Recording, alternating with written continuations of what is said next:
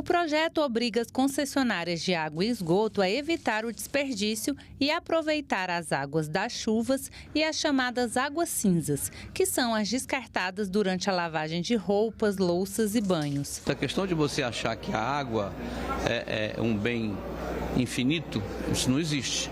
A gente tem previsões matemáticas no futuro que nós teremos dificuldades daqui a 50, 80, 100 anos com relação à questão da água, principalmente a água potável, a água para consumo.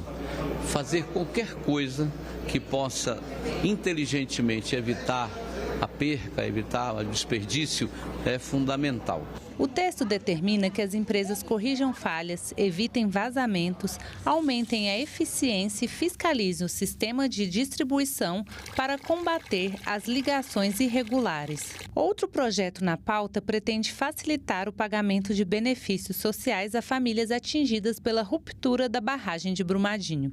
O texto retira o valor de indenizações pagas às vítimas do cálculo da renda mensal familiar exigida para o recebimento do programa Bolsa Família, do benefício de prestação continuada BPC e da renda mensal vitalícia.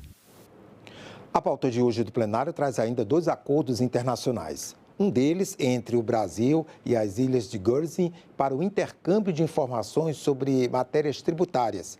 E o outro é de cooperação técnica com o Iêmen.